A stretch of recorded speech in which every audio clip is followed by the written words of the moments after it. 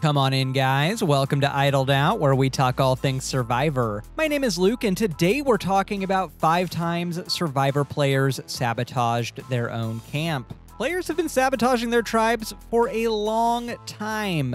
This can be done intentionally to stir up discord within the tribe and cause chaos, but more often than not, sabotaging your own camp is a reactionary response to the game not breaking your way. I won't be counting sabotage that targets a specific player, like Holly stealing Dan's shoes, Pete hiding an idol clue in RC's bag, or my personal favorite, Nora hiding Dean's shoes on the tribe flag.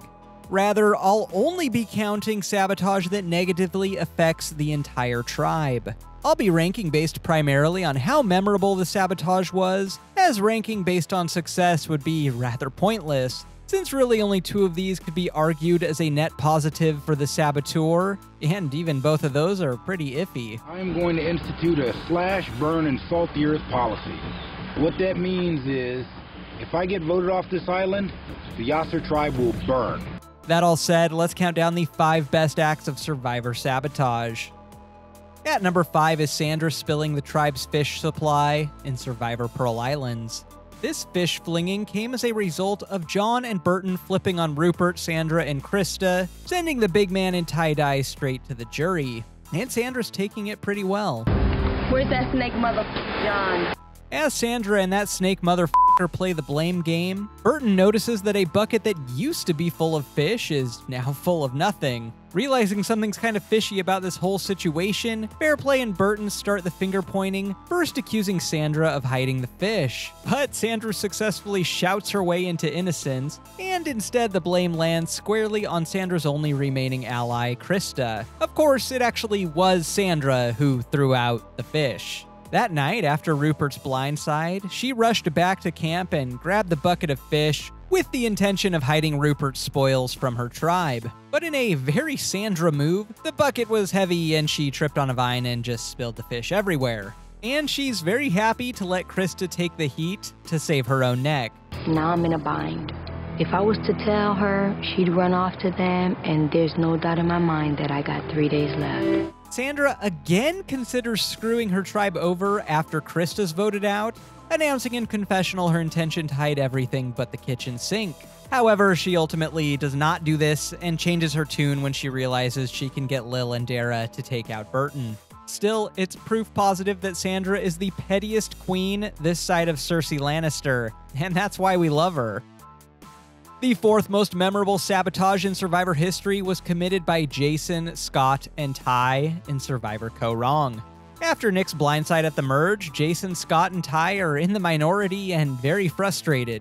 So to earn their tribe's trust back, gain some social capital, and climb out of the hole they're in, Jason and Scott hide the tribe's axe and machete. Look, guys, I was sad Nick was voted out too, but this is a little extreme.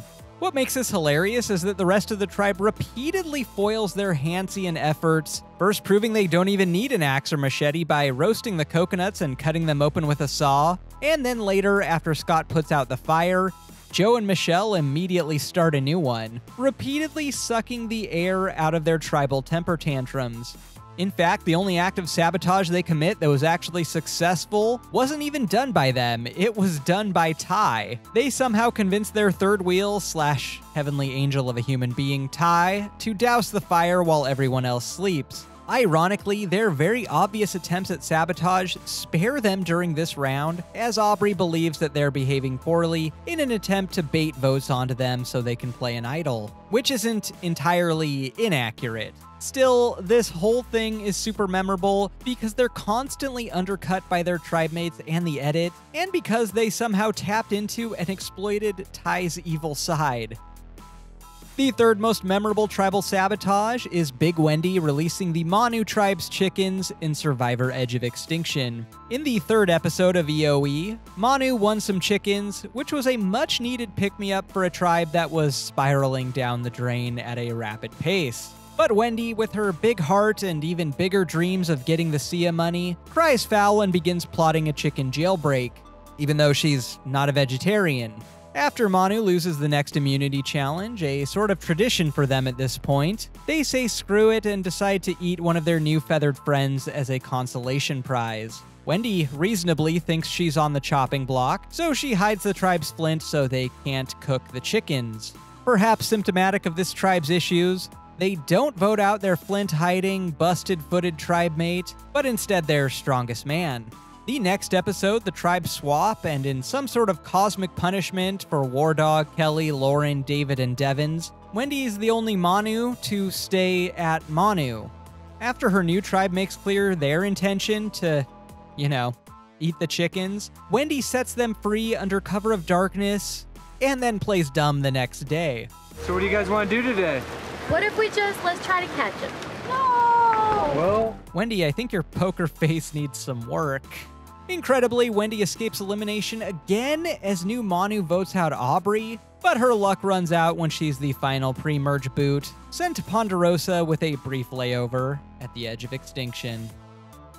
The second most memorable Survivor sabotage is Jatia throwing out her tribe's rice in Survivor Cagayan. It's the second elimination of the season, and the Brains tribe lose again, and it's abundantly clear that Jatia is the weakest physically, and she's probably toast. But Garrett takes that foregone conclusion way too far and just shuts down talking and walking for the entire afternoon, insisting that they all just sit at camp quietly until nightfall. This upsets Tasha, so her and Cass go off to scramble up a blindside and scheme that in this tribe of 5, the women could just take control right now.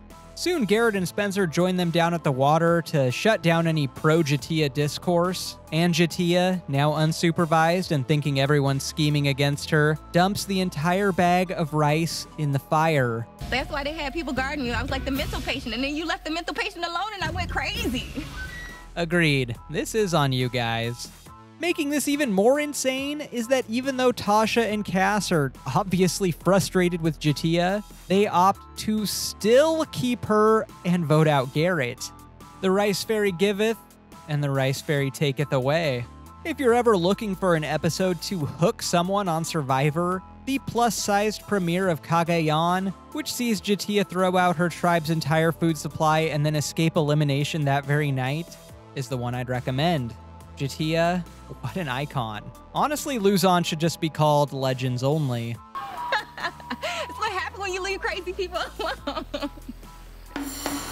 The most memorable sabotage in Survivor history is Russell's sabotage of Phofoa in Survivor Samoa. Love him or hate him, Russell really did bring Survivor back to the forefront of the cultural conversation, and America's Russell infatuation began before the idols, before his incredibly high, absurd confessional count, all the way back in episode 1 of Samoa. Russell's whole strategy going into Samoa was to cause chaos so he could more easily control his tribe, and cause chaos he did by dumping water from the canteens, burning Jason's socks, and hiding the machete. He even invents a whole sob story about losing his dog during Hurricane Katrina as cover. I lived in New Orleans, right in St. Bernard Parish, right by the levee.